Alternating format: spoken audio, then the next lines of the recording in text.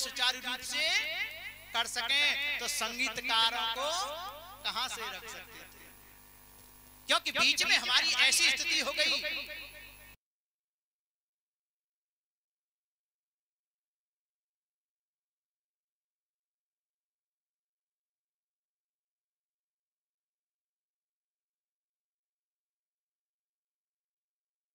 धीरे धीरे हम सब लोग सोने की चिड़िया के भारत देश कहलाने वाला देश धीरे धीरे गरीब देश हो गया। हम लोगों का सब पैसा आताताई लूट लूट करके ले गए और धीरे धीरे हम साधन संपन्न होते जा रहे हैं, तो उसी परंपरा पर लौट करके आ रहे हैं। और कथा करने की दो विधि है, कथा करने की दो विधि है। एक विधि है व्यास विधि। व्यास जी ने जो भागवत कथा की विधि बताई है उसमें संगीत का कोई स्थान नहीं है। और दूसरी भागवत कथा की जो विधि है वो नारद जी की विधि है। और नारद जी तो हमेशा श्री कृष्ण गोविंद हरे मुरारे करतल वीणा बजाने वाले भैया, जो संगीत स्वयं जानते हो, वो बिना संगीत के कथा को श्रवण न कर सकते और ना ही करा। बड़ा सुंदर कीर्तन होता है। उसके बाद में सनकादिक ऋषियों ने सूत जी महाराज से भागवत जी की कथा के नियमों को पूछा। उन नियमों में सबसे पहला नियम तो यही, किसी वक्ता से, कुछ लोग करते क्या है कि अपने ही पंडित जी से मुहूर्त निकलवा लेते और वक्ता को जाकर के देते कि ये मुहूर्त निकाला है हमारे पंडित जी ने और इस मुहूर्त के अनुसार से तुमको कथा करनी है। ये सरासर गलत है। वक्ता के पास में जाकर के वक्ता की ही सलाह से मुहूर्त लेना चाहिए। पहले तो वक्ता का वर्ण करें, चयन करें कि कौन आपको कथा श्रवण कराने में सक्षम है। जब वक्ता का चयन कर लें तो श्रीफल, दीक्षित जी, श्रीफल यानी नारियल, स्वाफी अंगोचा जिसे बोलते हैं, लेकर के पीले चावल, अछत, हल्दी की गांठ, कमलगट्टा, दूब घास यथाशक्ति बांके बिहारी जी की सेवा समर्पित करते हुए और संकल्प करके व्यास को दें, व्यास का वर्ण करें, अपनी कथा के लिए नियुक्त करें, मुहूर्त निर्धारित करें। उसके बाद में सर्वोत्तम स्थान पर व्यास गद्दी बना करके कथा के लिए समय पर अपनी समस्त व्यवस्थाएं करें। दूर दूर तक निमंत्रण पत्रिकाएं भेजें, समाचार भिजवाएं कि हमारे यहाँ भागवत कथा का आयोजन हो रहा है, आप कथा श्रवण करने के लिए अवश्य पधारें।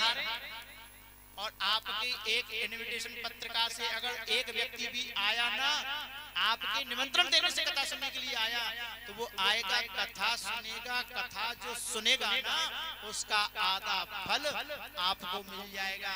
प्रेम से बोलो राधे, प्रेम से बोलो राधे। जो आपके बुलावे पे आएगा, सुनेगा, उसका आधा फल आपको मिलेगा। आप सुनेंगे, आपको आपका मिलेगा, उसका भी आधा मिलेगा। इसलिए कोशिश करो कोई किसी के कहने से नहीं आए, जिससे आप स्वतः अपनी इच्छा से आए तो आपको कथा श्रवण करने का पूर्ण फल प्राप्त हो।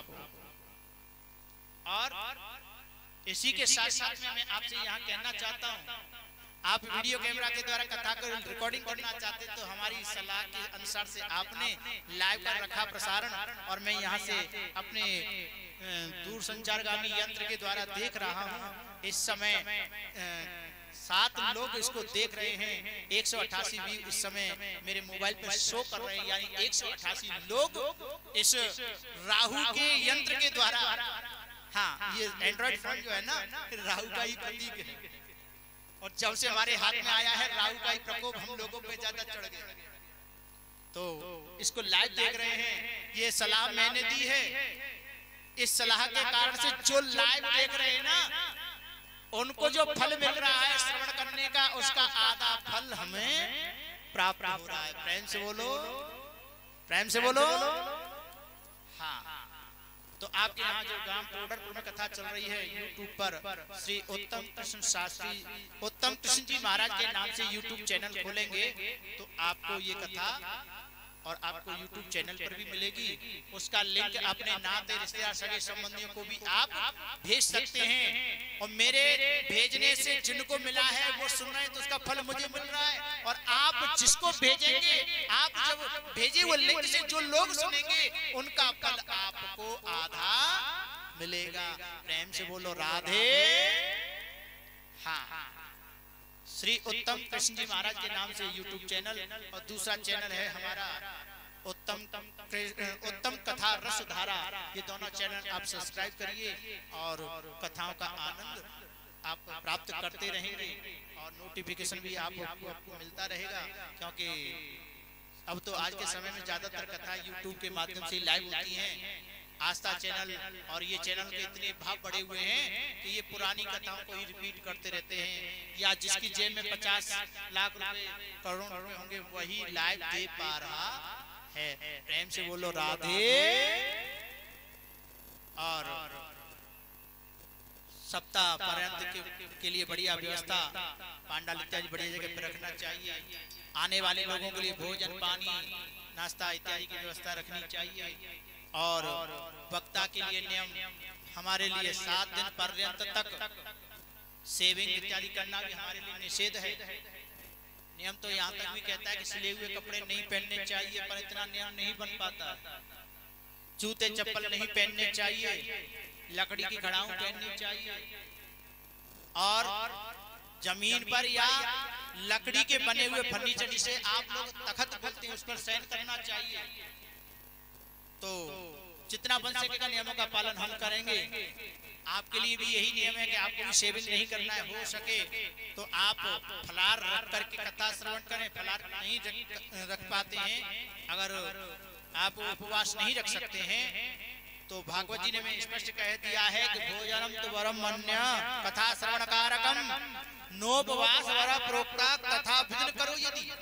यदि भोजन करने से आपको कथा श्रवण करने में नींद नहीं आती, जमाई नहीं आती, आलस नहीं आता, तो आप भोजन करके भी कथा सुन सकते हैं। टाइम से बोलो राधे। जिन माताओं ने कलशों को उठाया है, जिन बहनों ने कलशों को उठाया है, नित्य प्रति सुबह आए, अपने साथ में मां धोकर के लोटे में जल लेकर के आए, और जल लेकर के आए तो जो जौ बोए गए हैं आपके कलशों के नीचे रखे हैं उन जौन में जल दें और धूप बत्ती या दीपक जला करके कलश की आरती करके व्यास गद्दी के जो कपड़े यूज हो रहे हैं टेंट के इत्यादि जो भी हैं उन सब से थोड़ा दूर हटा करके दीपक को धूप बत्ती को अपना लगाएं। और उसके बाद में नित्य प्रति यहाँ पर समय क्या रखा है? 6 बजे 7 बजे 7 बजे तक आप रेडी हो जाएंगे। दीक्षित जी आप तैयार हो जाएंगे 7 बजे तक? सर्दी का समय है ना, तो अपना पर समय देख लीजिए। पंडित जी और इनके द्वारा बताया जा रहा है कि 7 बजे से भागवत जी की वेदियों का पूजन, इनके पितरों का पूजन, गणेश जी नवग्रह षोडश मात्र का इत्यादि का पूजन, उसके तत्परांत यज्ञ यहाँ पर हुआ करेगा। 7 बजे से पूजन प्रारंभ होता है तो 9 बजे तक दोनों कार्य संपादित हो जाएंगे। 8 बजे से होता है तो 10 बजे तक संपादित हो जाएंगे। ठीक है, और ये यज्ञ होगा। वैसे कथा का समय 12 से 5 बजे तक का है। अगर इसमें ऊपर नीचे अगर आप करना चाहते हैं तो वो एडवाइज अपनी सलाह कर लीजिए और मुझे बात में सूचना कर दीजिए। कल से हमारे वृंदावन से भैया दिलीप पधारेंगे, तो कल से आपको साथ ही साथ में भागवत कथा की जो सुंदर दिव्य झांकी है उनका भी आपको दर्शन कराया करेंगे।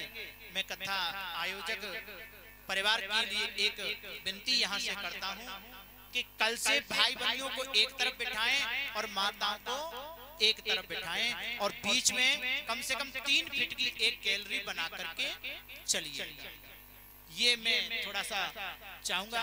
और जो कुर्सियां हैं उन कुर्सियों पर केवल वही लोग बैठ पाए जो शारीरिक रूप से बैठने में सक्षम नहीं है, जिनके पैरों में कोई परेशानी है या कमर में कोई प्रॉब्लम है, जो नीचे धरती पे बैठने में उन्हें दिक्कत महसूस होती है। स्वस्थ व्यक्ति को तो नीचे आलती पालती मार करके सुखासन में ही बैठ के कथा सुननी चाहिए। चाहे जैसे बैठिए, परंतु 3 आसनों से कभी कथा नहीं सुननी चाहिए। एक तो आसन है कि पैर किए लेकर के लंबे भागवत जी की तरफ कर दिए, लंबे पैर करके कथा नहीं सुनते हैं। दूसरा, दोनों हाथ उठा करके और घुटनों को ऐसे बांध करके भी कथा नहीं सुनते हैं। ऐसे जो बैठते हैं ना,